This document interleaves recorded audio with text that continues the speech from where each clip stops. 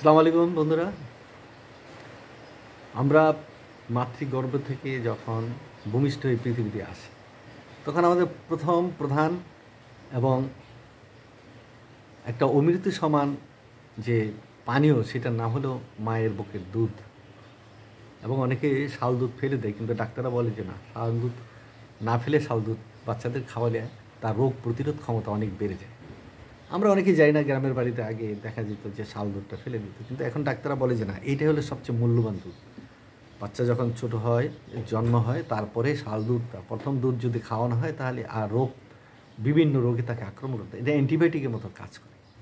এটা তো আমাদের গ্রামে গঞ্জে মা খালা বোনরা এগুলো আসলে জানে না, অনেকেই জানে না।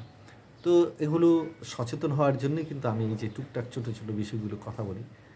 আসলে হোমিও পদ্ধতিতে আমি যে কথাগুলো বলি এটা আসলে এতটা খোলাসা বলা মানে উচিত না, কিংবা এই ওষুধটাই যে সব কিছু তাও না। কারণ আমাদের হোমিওপ্যাথিতে অনেক লক্ষণ আছে বিভিন্ন, এগুলো চিন্তাভাবনা করি বলতে হয়, এক এক রোগীর এক একটা হয়। তারপরেও কিছু কমন জিনিস আছে, নাই যে তা না, তাই না? যেমন মনে করেন আগুনের সেক লাগলে সবারই তো জ্বলে, সবারই ঠোসা পড়ে, তাই না? দেখুন এটা তো কমন জিনিস।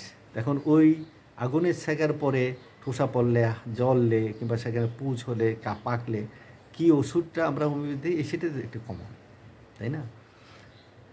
ঠিক একইভাবে যেমন মনে করেন আমরা অ্যাসপিরিন খাই অ্যালোপ্যাথিতে, হোমিওপ্যাথিতে এরকম অ্যাসপিরিন আছে, যেমন বেলাডোনা নাকডোনকে অ্যাসপিরিনের কাজটা করে, তাই না? এ কমন আমরা ধরি নিই আর কি।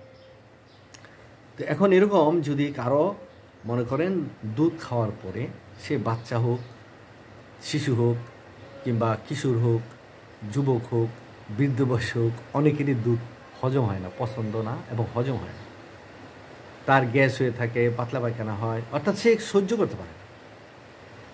দেখুন ভালো খাবার, কিন্তু ভালো খাবার হলে কি সহ্য হয় না। অনেকে দেখবেন যে আমার এক বন্ধু আছে 3 বেলাই সে আপনার বিরিয়ানি খায়, এটা তার অভ্যাস। আমি বললাম ও সমস্যা নেই, কয় না এটা না হলে আমার ভালো লাগে না। শাক সবজি অন্যান্য মাছ টাছ খাইলে আমার ভালো লাগে না এবং আমার পেটে নানান ঝামেলা দেখা দেয়, কিন্তু আমার এই 3 বেলা যদি আমি আপনার এই কাচ্চি বিরিয়ানি খাই আমি ভালো থাকি। তো এটা অবাক করার কাণ্ড না? এক একজনের এক একটা। কেউ দেখা গেল যে আপনার শাক খেলে খুব ভালো থাকে, আবার আরেকজন শাক খেলে ভালো থাকে। কেউ দুধ খেলে খুব ভালো থাকে, কেউ দুধ খেলে অসুস্থ হয়ে যায়।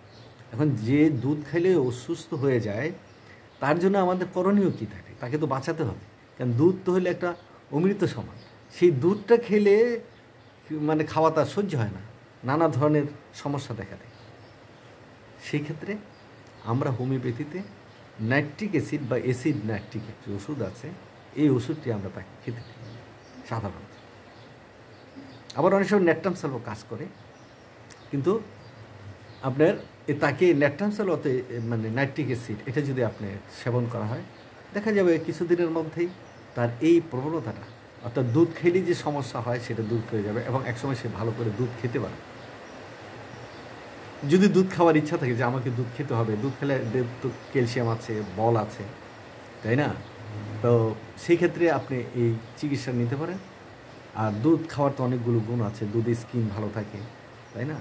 শরীরে এনার্জি আসে, তাই সব কিছু মিলিয়ে দুধ একটা আদর্শ খাদ্য। একদম শিশুর থেকে বৃদ্ধ পর্যন্ত, মৃত্যুর আগ পর্যন্ত দুধ হলো মানুষের আদর্শ খাদ্য। তাই দুধটা যাতে খেতে পারেন সেই জন্য এই ওষুধটার নাম করলাম, যে দুধ খেয়ে যাদের সহ্য হয় না তাদের জন্য হলো নাইট্রিক অ্যাসিড বা অ্যাসিড নাইট্রিক কিংবা নেট্রামসাল।